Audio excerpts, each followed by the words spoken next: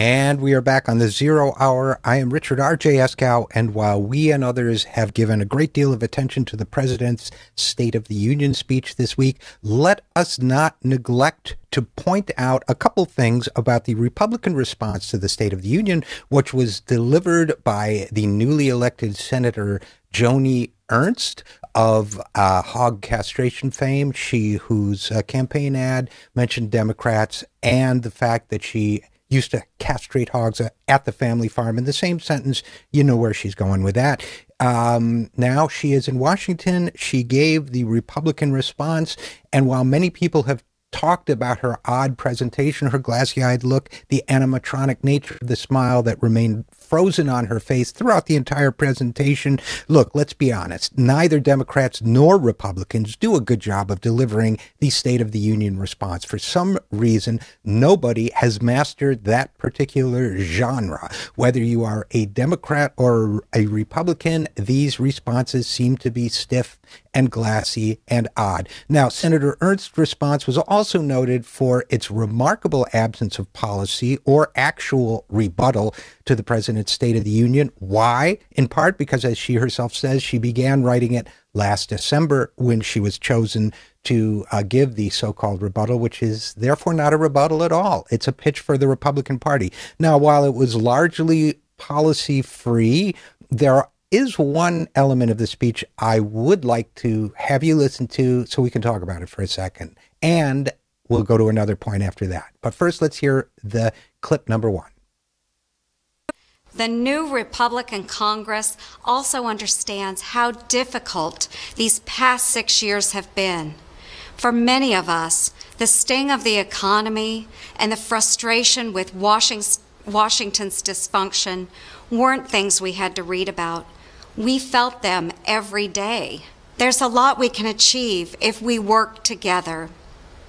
Let's tear down trade barriers in places like Europe and the Pacific.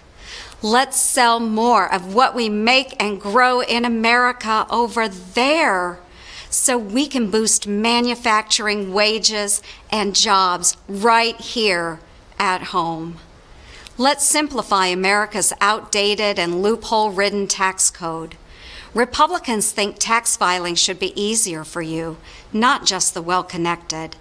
So let's iron out loopholes to lower rates and create jobs, not pay for more government spending.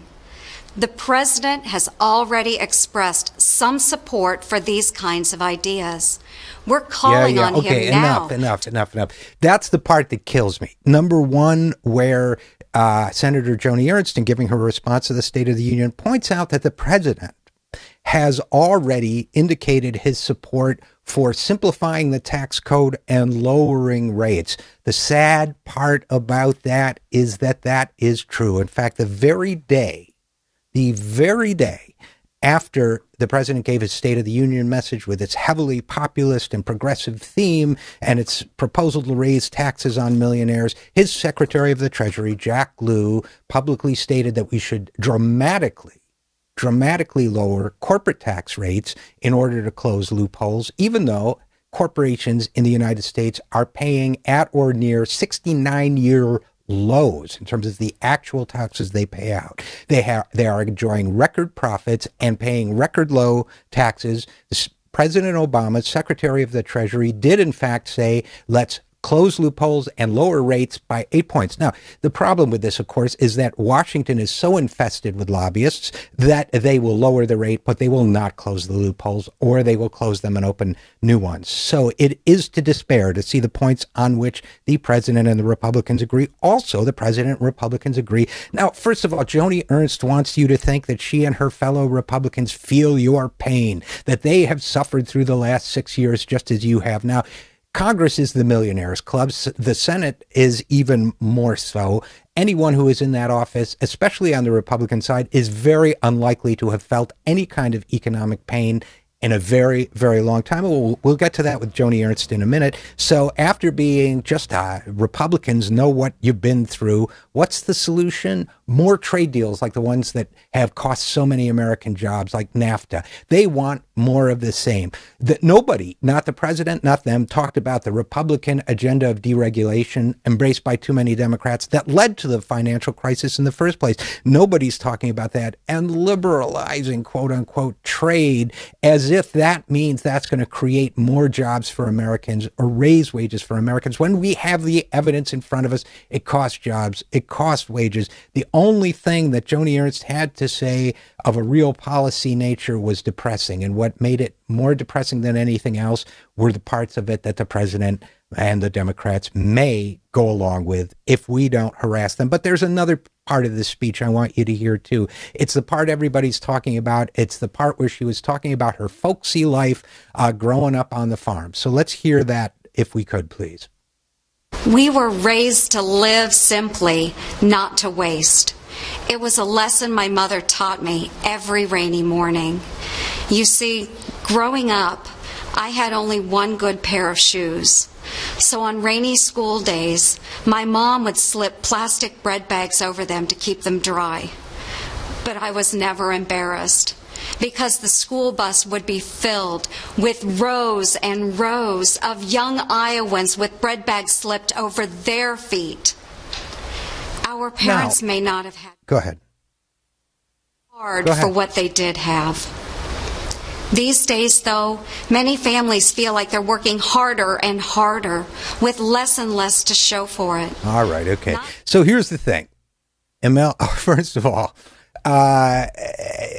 look, I'm going to call this a scandal. I'm going to call this Bag-Ghazi because I don't believe her. Here's number one reason why I don't believe her. First of all, most families that are really poor don't have one nice pair of shoes for their kid. That's number one.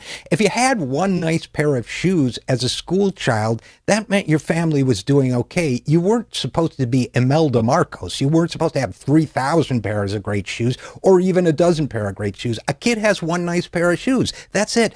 Putting bags on your feet, it doesn't seem to me to be such an exotic, or it's not the subject of a Dolly Parton song about growing up poor in the Appalachians. It's just what you do, number one. Number two, I grew up in upstate New York where none of us had much money, but I don't remember anybody using bags. You know what you did? You had crappy shoes, so it didn't matter if they got a little wet on the way to school, or you had boots or whatever, snow boots or whatever. You know, this is a nonsense story. I don't buy it. Blogger John Cole, Balloon Juice, did very good work by pointing out that Joni Ernst, at 44 years of age, was growing up during the era of Ronald Reagan. Now, if it is true that the American family farmer was so impoverished during the life of Joni Ernst that they couldn't get by, the onus is on Ronald Reagan and the economically conservative Democrat that preceded him, Jimmy Carter, and the Republican that preceded Jimmy Carter for 8 years, the combination of Republicans, Richard Nixon and Gerald Ford. So that's a great endorsement for more progressive policies, because the fact is the family farmer is in trouble. The family farmer does need our help. The wealthier farmers, not so much. Now, another interesting thing that John Cole and others have pointed out, farm subsidy records indicate that Joni Ernst's father, Richard Culver, received $38,395 in commodity subsidies and conservation payments, most of all but $12 of it going to support his corn crops. Joni Ernst's uncle received $250,000 in federal corn subsidies and $117,000 in additional aid. Her grandfather received $57,000. So the Ernst family received hundreds of thousands of dollars in federal subsidies, and nobody could buy poor Joni a pair of rain boots. So look, I'm calling this Bag-Ghazi. I'm saying that Joni Ernst is forming a false picture of her own poverty in order to somehow assume the mantle of the people. And this is what these politicians always do. Frankly, sometimes Democrats